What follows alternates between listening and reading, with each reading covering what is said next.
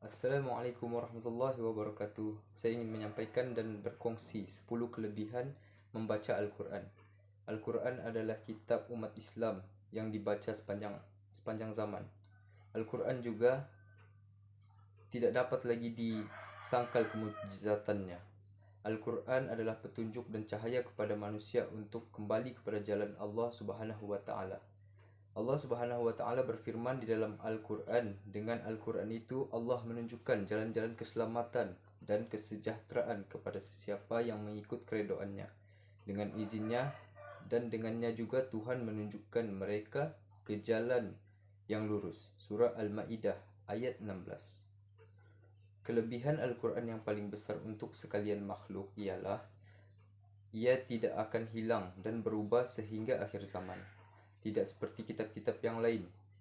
Kitab-kitab yang lain telah diubah oleh tangan-tangan yang tidak bertanggung jawab, seperti kitab Zabur, kitab Taurat, dan kitab Injil yang diturunkan untuk nabi-nabi yang terdahulu.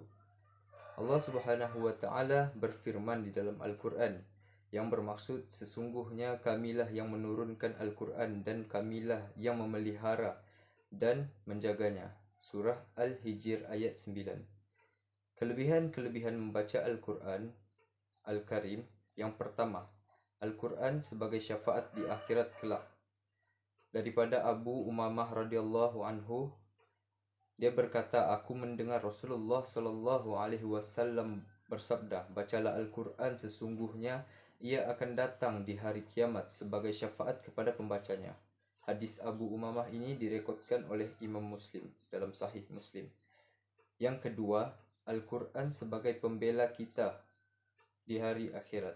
Nawas bin Sam'an radhiyallahu anhu telah mendengar Rasulullah sallallahu alaihi wasallam bersabda, di hari akhirat kelak akan didatangkan Al-Quran dan orang yang membacanya dan mengamalkan isi kandungannya didahului dengan surah Al-Baqarah dan surah Ali Imran. Kedua-dua surah ini menghujah, mempertahankan orang yang membaca dan mengamalkannya. Hadis Nawas bin Sam'an ini direkodkan oleh Imam Muslim dalam Sahih Muslim. Yang ketiga, orang yang belajar dan mengajar Al-Quran adalah sebaik-baik amalan. Daripada Utsman bin Affan radhiyallahu anhu telah berkata, Rasulullah sallallahu alaihi wasallam bersabda, sebaik manusia di antara kamu orang yang mempelajari Al-Quran dan mengajarnya kepada orang yang lain. Hadis Utsman bin Affan ini direkodkan oleh Imam Bukhari dalam Sahih Bukhari. Kelebihan yang keempat, 2 pahala bagi orang yang susah menyebut dan membaca Al-Quran. Daripada Aisyah radhiyallahu anhu telah berkata, bersabda Rasulullah sallallahu alaihi wasallam, orang yang membaca Al-Quran dan susah untuk menyebut ayatnya, ia mendapat 2 pahala. Hadis Aisyah ni direkodkan oleh Imam Bukhari dalam Sahih Bukhari. Kelebihan membaca Al-Quran yang kelima, Allah Subhanahu wa taala mengangkat martabat golongan pembaca Al-Quran. Daripada Umar bin Al-Khattab radhiyallahu anhu bahawa Nabi Muhammad sallallahu alaihi wasallam bersabda, sesungguhnya Allah Subhanahu wa taala mengangkat martabat beberapa golongan dan merendahkan martabat yang lain dengan sebab Al-Quran.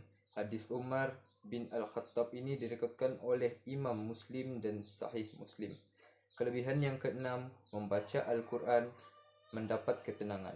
Daripada Bara bin Azib radhiyallahu anhu telah melaporkan, seorang lelaki membaca surah Al-Kahfi dan di sisinya seekor kuda yang diikat dengan 2 tali.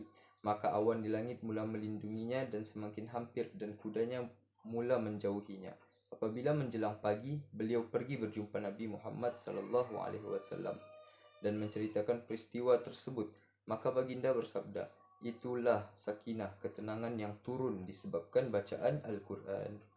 Hadis Bara bin Azib radhiyallahu anhu ini direkodkan oleh Imam Bukhari dalam Sahih Bukhari. Kelebihan yang ketujuh, membaca dan memperelokkan bacaan mendapat kebaikan. Daripada Abdullah bin Amru bin Al-As radhiyallahu anhu, Nabi Muhammad sallallahu alaihi wasallam bersabda, satu masa nanti akan dikatakan kepada orang yang membaca Al-Quran, bacalah, perbaikilah dan perelokkanlah bacaan Al-Quran seperti mana memperelokkan urusan kita di dunia. Sesungguhnya tempat engkau akan ditentukan di akhirat.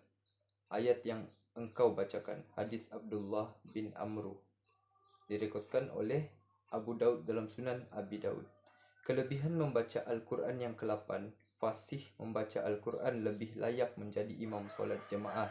Daripada Ibnu Mas'ud radhiyallahu anhu bahawa Nabi Muhammad sallallahu alaihi wasallam bersabda, orang yang paling layak mengimami kaum di dalam sembahyang ialah mereka yang terfasih membaca Al-Quran.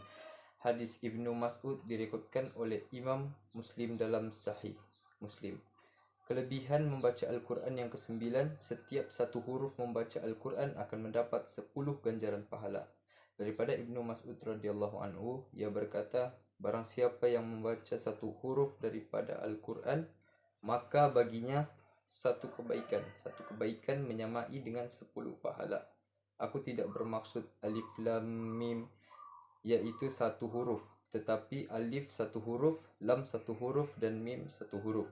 Hadis Ibnu Mas'ud ini direkodkan oleh Ad-Darimi Tirmizi dalam Sunan Tirmizi. Kelebihan yang ke-10, memperelokkan suara dengan Al-Quran. Daripada Al-Bara bin Azib, Rasulullah sallallahu alaihi wasallam bersabda, hiasilah Al-Quran dengan suara kalian. Hadis Al-Bara bin Azib ini direkodkan oleh Ibnu Majah dalam Sunan Ibnu Majah. Hadis-hadis di atas menerangkan kelebihan membaca Al-Quran. Jadi, jelaslah Al-Quran bukan sahaja mukjizat tetapi memberi kelebihan kepada pembaca-pembacanya. Membaca Al-Quran dengan memahami makna tersurat dan tersirat mampu menyentuh hati dan jiwa. Manusia bahkan jin juga terkesan dengan keindahan bait-bait ayat Al-Quran yang dibacakan oleh Rasulullah sallallahu alaihi wasallam ketika solat. Sekian, terima kasih. Semoga kita mendapat kelebihan dan dapat mengamalkan membaca Al-Quran ni.